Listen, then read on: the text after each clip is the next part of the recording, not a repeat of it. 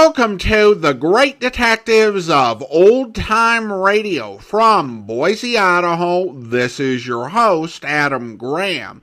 If you have a comment, email it to me, box13@greatdetectives.net.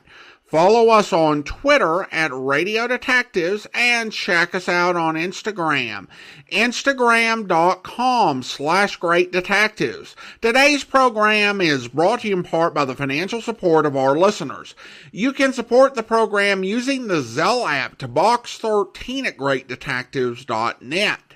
You can also become one of our ongoing Patreon supporters for as little as $2 per month. And I want to welcome Barbara as our latest Patreon supporter at the Detective Sergeant level of $7.14 or more per month. Thank you so much for your support, Barbara. Now let's get into this week's episode of Dangerous Assignment. The original air date, November the 19th, 1952, and the title is Private Sanitarium.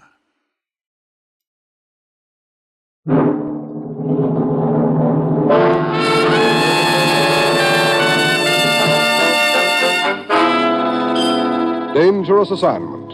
Transcribed starring Donlevy as Steve Mitchell.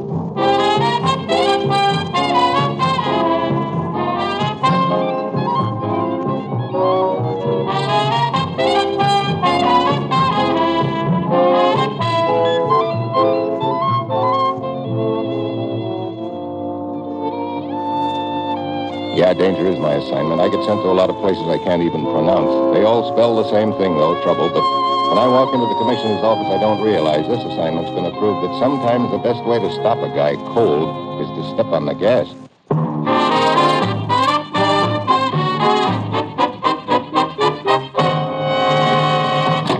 Morning, Commissioner. You sent for me? Steve, how'd you like to take a risk here? Fine. I know just the place, a farm in Vermont. Sorry, I've already picked a spot for you. Bavaria, a private sanatorium. Oh, great. I understand the nurses are quite attractive. Oh, great. Well, my bags are packed, Commissioner. What's it all about? 2 weeks ago, a Czech diplomat was arrested in Prague on a charge of treason. He made a quick confession. Sure, they usually arrange it that way. In that confession, however, he implicated an American newspaper man, a foreign correspondent named Emerson. Emerson, he said, was an American spy. Oh, here we go again. The correspondent got wind of the frame-up and ducked out fast. He managed to slip across the Czech border, got as far as Regensburg in southern Germany, then ran into more trouble. What happened? He was kidnapped, picked up right off the street in broad daylight by 3 men, but not before he'd put up a terrific struggle. And that was 10 days ago. And no word of him since? Until last night. A young doctor named Minder got word to us that he thinks Emerson is being held in a private sanatorium in Bavaria. I get it. That's where I'm supposed to check in with my battered nerve. Right. Dr. Minder will contact you when you arrive in Munich. Get to that sanatorium, Steve. And if you find Emerson there, get him out and bring him back. Well, that's it. You've got your assignment. Good luck.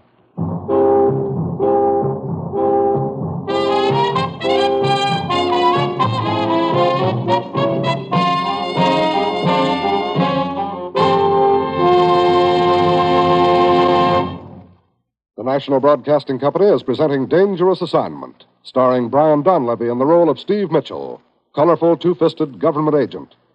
At all those places of the world where danger and intrigue walk hand in hand, there you will find Steve Mitchell on another Dangerous Assignment. Thursday evening on the NBC radio network is filled with great entertainment. Yes, for Western adventure and songs, there's the Roy Rogers Show from Paradise Valley. And along with Roy, you'll hear Dale Evans and the Whippoorwills. And immediately following the Roy Rogers Show, listen to Father Knows Best with Robert Young in the title role. On Father Knows Best, you'll hear the amusing adventures of the Anderson family. And, of course, Thursday also brings another hilarious session of Truth or Consequences with Ralph Edwards, your favorite funmaster. On many NBC stations, Thursday ushers in another session of Eddie Cantor's Show Business Show. So, for the most enjoyable Thursday evening entertainment, be sure to set your dial to the NBC Radio Network.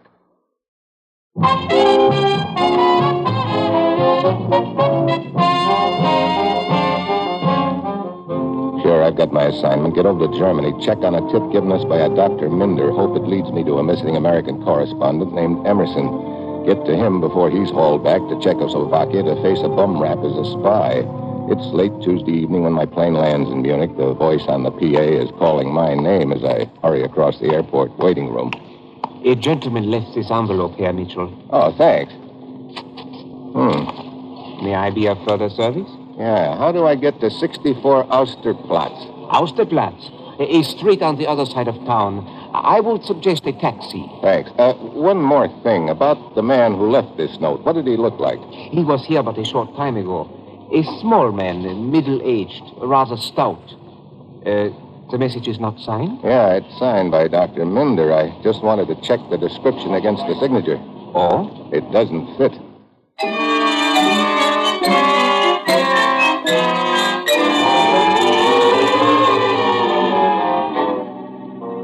I grab a cab, and on the way across town, I ask myself a few questions. I don't like the answers I get. 10 minutes later, the cabbie drops me off in front of 64 Austerplatz.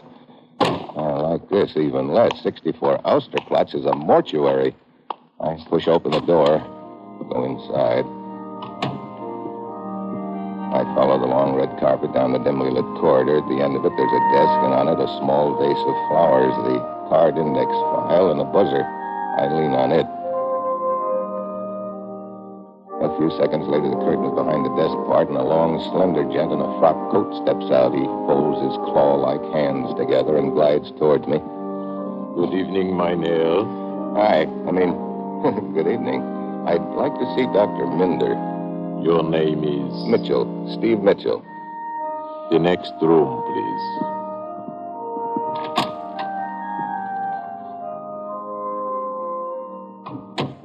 I don't turn around when the door clicks softly shut behind me. I just stare at the casket at the far end of the room. The casket is empty.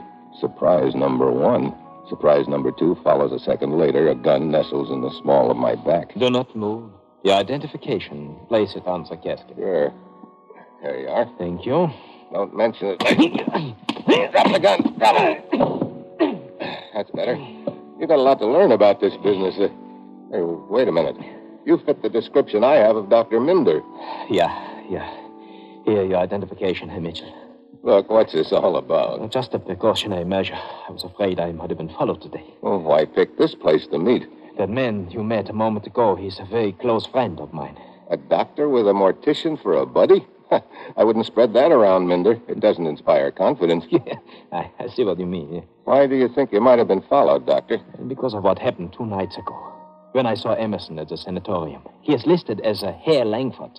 They have him in a small private cottage at the rear of the main building. Go on. I was looking for Dr. Anstead. He is the head of the sanatorium. I thought I might find him at the cottage. But when I arrived, I saw the man they call Langford lying on his bed. The bandages removed. His face badly marked, bruised. His face is usually covered with bandages? Yeah. I moved in closer, and then suddenly his nurse appeared from the next room. She screamed at me to get out, called one of the guards.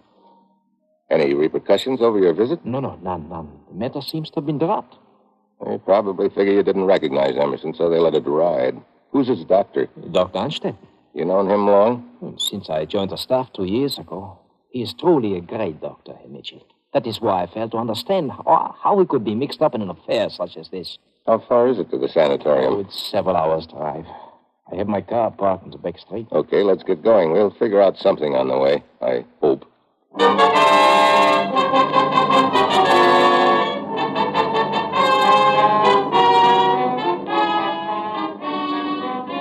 Out of Munich, head south. 2 hours later, we're rolling along a narrow, winding road high in the mountains. Dr. Minder finally comes up with a suggestion. Mitchell, I've been considering a possibility. I might be able to get you into the grounds by way of the back wall. I could possibly hide you in the clinic. Yeah, if I could pass myself off as a villager with a liver complaint. No. As a tourist, perhaps, yeah. But it would be too dangerous. Too many questions would be asked. Wait a minute. They couldn't very well expect me to answer questions if I'd been knocked out cold. An accident. An accident? Why not? We stage an accident for the benefit of anyone who might be watching from the sanatorium. Yes. The guards at the gate, they have an unobstructed view of the road leading to the main gate. What would happen then? Well, a call to the clinic. The gate guard and I would drive to the scene with the ambulance. Right. Now, all we need is an accident. But what kind? Automobile? Look, my expense account won't stand for a car's crash. How about a bicycle? Yes, of course. Can you get one of the villagers to cooperate with a gentle sideswipe? Yeah. Albert Herpfel. He's a farmer. His place is not far from the sanatorium. He has a truck. He will be eager to help us. Yeah, you make sure he isn't too eager. I want this to look real, but not fatal.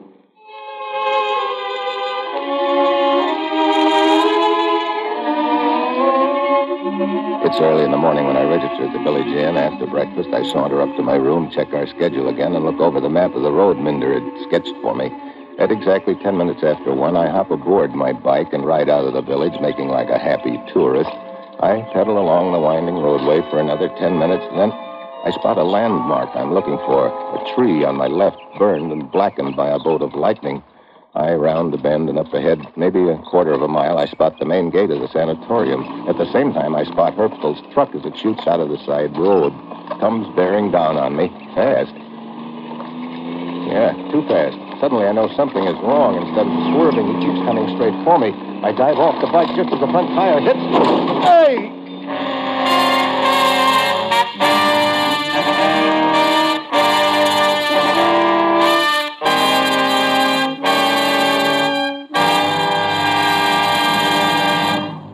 Steve Mitchell will continue his dangerous assignment in just a moment. This is the time of year when every motorist must revise his driving habits to conform to winter's rain, snow, and slippery highways. The National Safety Council warns that winter driving conditions present more hazards than at any other time of the year. So, as winter comes to your section of the country, change your driving habits to meet changing road conditions. Too many times when roads are wet and slippery, the posted speed limits are not the safe speed limits. Remember, the safe speed for your driving is the speed that matches road conditions. America's professional truck drivers, the men who drive for a living, are taught that now, more than ever, they must drive ahead of themselves. By watching the changing road and traffic conditions on the highway ahead, you can avoid accidents before they happen. When you see an accident threaten on the road ahead, you'll have time to keep it from happening. So remember, drive as slowly as the road conditions demand. Drive as if your life and the lives of your passengers depended upon it. They do.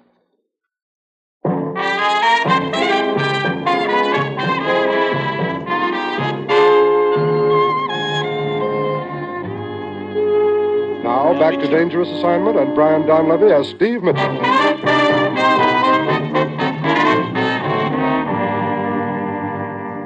Herr Mitchell. Herr Mitchell. Who are you? I am helpful. Hey, the farmer who ran me down with a truck. Hey, what's the big idea trying to... Please, I was not the one who was driving the truck. That was my hired man, Zwecker. How come? Zwecker also does some gardening up at the sanatorium. He must have overheard Dr. Minder and myself setting up the plans for this accident. He stole my truck and tried to kill you, possibly hoping to get some kind of reward from them. Brother, he almost earned it, too. When I realized the truck was gone, I came here as fast as possible to warn you. I was climbing up the ravine when you came down. The hard way. Well, this is just dandy. Zwecker's probably up at the sanatorium right now, spilling the whole gag to them. No, Herr Mitchell. I saw him climbing down here after the accident, perhaps to make sure you were dead. I waited for him in the bushes. He's tied up at the bottom of the ravine, and I will turn him over to the police. Nice work. Hey, what's that? The bell on the ambulance. See? Up there. It's winding down the road from the sanatorium. After I took care of Zwecker, I telephoned the report of the accident, as we had planned. Okay, Herpfel. You've been very likewise. You can get lost now. I'll take it from here.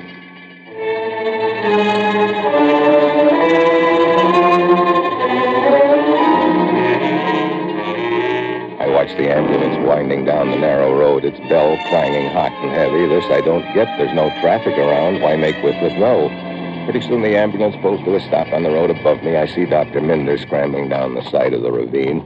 And waddling along behind him is a fat guy who bulges out of an alpine suit with short leather pants.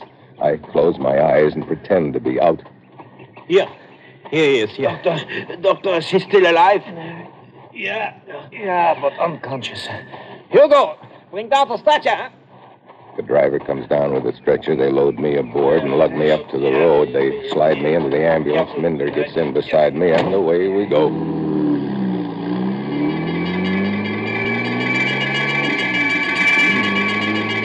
All right, Mitchell. The cannot hear us in the front seat. Who could hear anything with that bell clanging? Do you have to do that? It's knocking my head apart. I'm sorry. But it's Lazzo Pomeran. Which? Pomeran. That's the name of the bell? No. The name of the man who's ringing. Oh, the fat boy? Yeah. You see, Lazzo Pomeran is a patient at the sanatorium. He's quite wealthy. He always insists on riding with the driver whenever the ambulance goes out so he can ring the bell. It's no problem. The bell is a problem as far as I'm concerned. Well, I'm afraid that they have no choice, Mitchell. You see, he donated the ambulance to the sanatorium. Wait, we're almost at the gates. You'd better become unconscious again,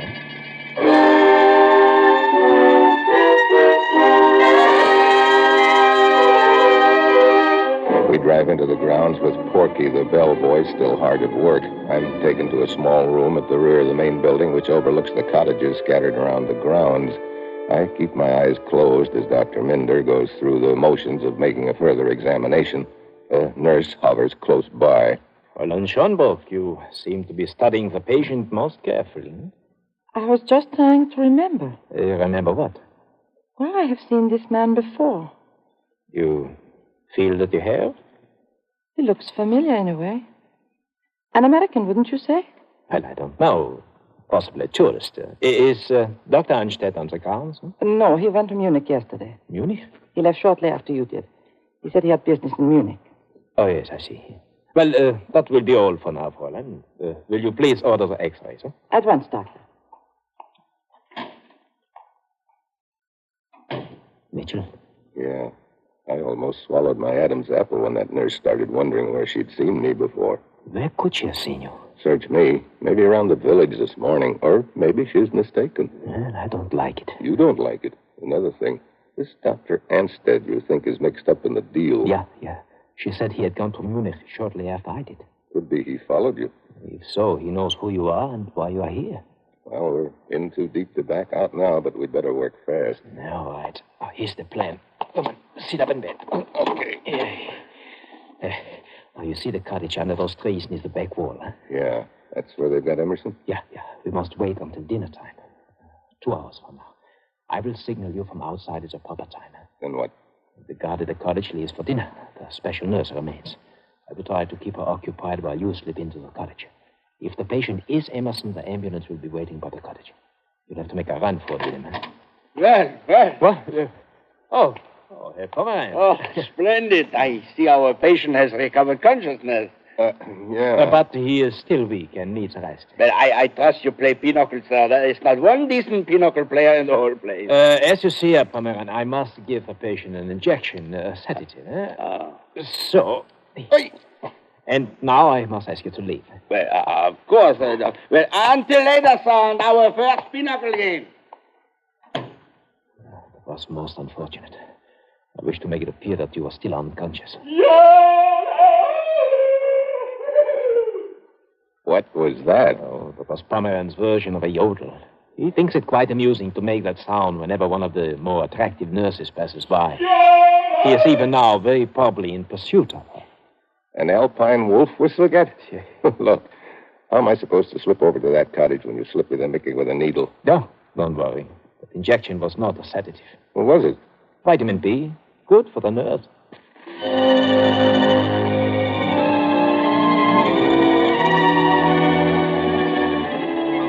Minder leaves, and I settle back to wait for his signal. The minutes drag by. Finally, it starts getting dark. I stare out the window, but there's no sign of Minder.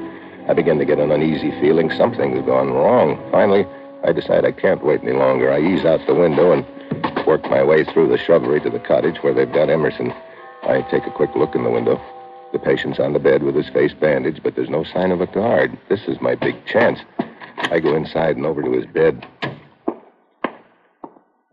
Emerson. He doesn't answer. I start to shake his arm, but it falls off the bed limply. I jerk the bandages off his face. It's not Emerson. It's Dr. Minder, and he's dead.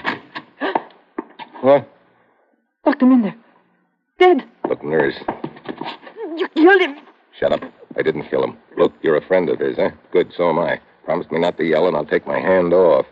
Okay, I'll make it fast. I'm Steve Mitchell, U.S. government agent.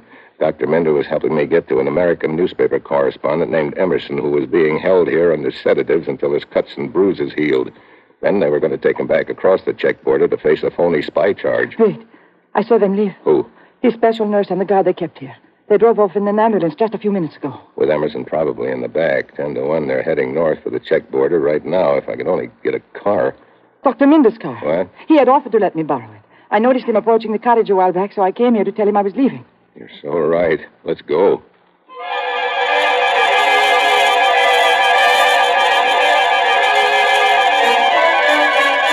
We slip out of the cottage to Minder's car and roar away. We head north toward the border. The minutes drag by. You think we are gaining any on them? Hey, up ahead.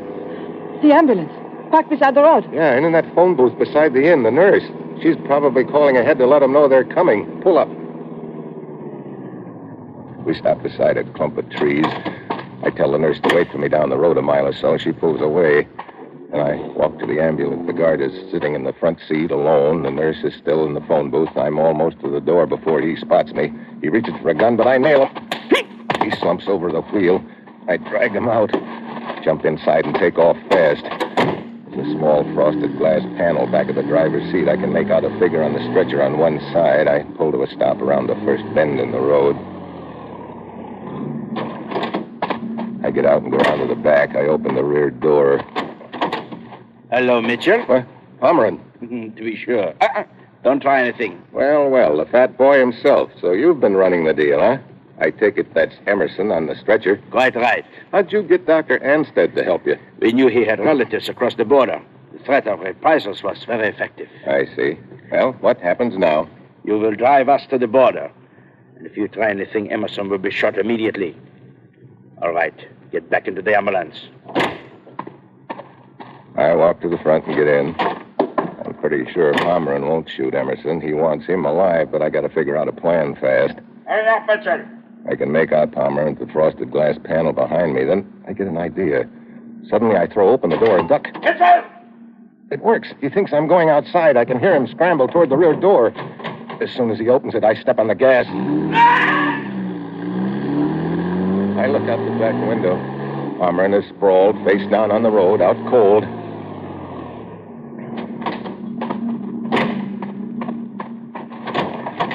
Emerson, you okay? Oh, here, let me get some of this tape off your mouth. There. Who are you? Steve Mitchell, government agent. You're going home. Pomeran. He's out cold. I sort of drove the ambulance out from under him. We'll leave him here in your place, and it's just as well. I've got a hunch when they find out he goofed up the deal, he's going to need an ambulance.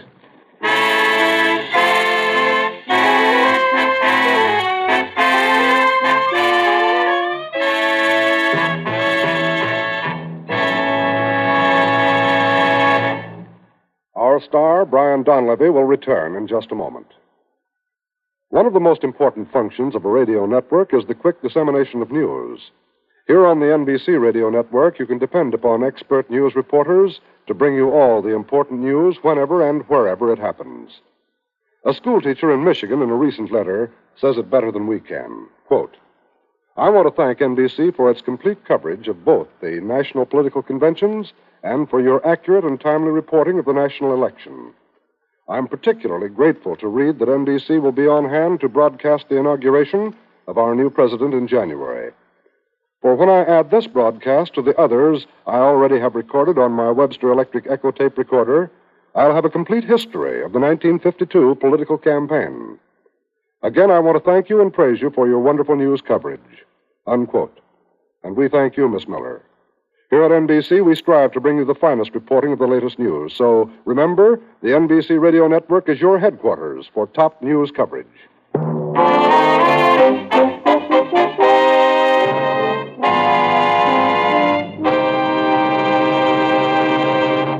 Next week, Sweden. A nursery rhyme that almost turns out to be my epitaph. And that will be Steve Mitchell's dangerous assignment next week.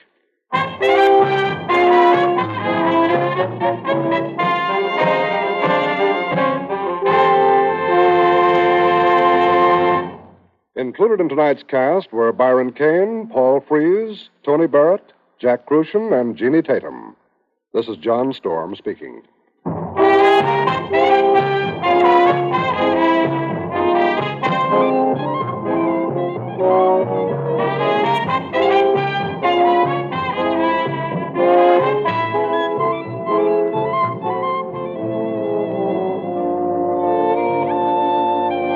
Dangerous Assignment, starring Brian Donlevy in the role of Steve Mitchell, with Herb Butterfield as the commissioner, is written by Bob Reif and Adrian Jondeau and is directed by Phil Karn. Be with us again next week at this same time when Brian Donlevy, starring in the role of Steve Mitchell, will embark on another transcribed Dangerous Assignment.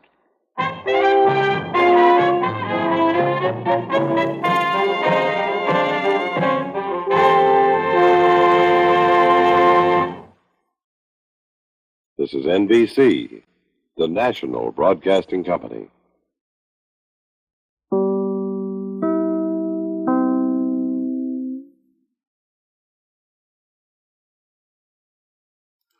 Welcome back. We see a continued pattern with Robert Reif's writing. I noted in a previous episode how he had a villainous traveling button salesman in Dangerous Assignment. And then in the Johnny Dollar 5-parter he wrote, the villain was a zipper salesman.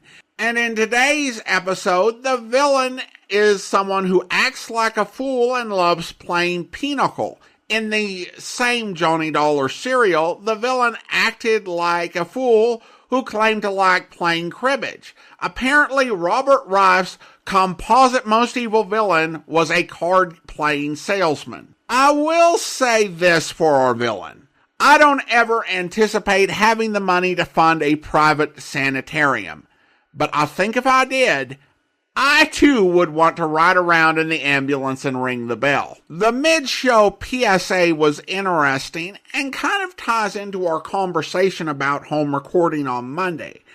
I think we listened to a similar listener from the same person, or maybe it was someone else, with a thank you for just the national conventions. I can only hope that the recording survives and was passed on to someone who would appreciate it. It's certainly an interesting historical artifact. For our purposes, I think it occurred to people far less to record radio dramas than it did news events or even music, which I think make up the majority of the home recordings that I've heard of off of radio. And of course, more likely than that, they were just family home recordings and that sort of thing. What that all says about society in the post-war era or society today, I guess, is something for debate. Well, now we turn to listener comments and feedback, and Richard writes in on YouTube regarding the Guy Fawkes special. Very interesting comparison. Well, thank you so much, Richard. Now it's time to thank our Patreon supporter of the day. And I want to go ahead and thank Chuck. Chuck has been one of our Patreon supporters since September 2022, currently supporting the program at the Detective Sergeant level of $7.14 or more per month. Thank you so much for your support, Chuck. And that will do it for today. If you're enjoying the podcast, please follow us using your favorite podcast software. If you're listening on YouTube, be sure to like the video, subscribe to the channel, and mark the notification bell. All those great things that help the channel to grow. We will be back next Wednesday with another episode of Dangerous Assignment, but join us back here tomorrow for Mr. Chameleon, where... It's Mrs. McLaughlin, the housekeeper here.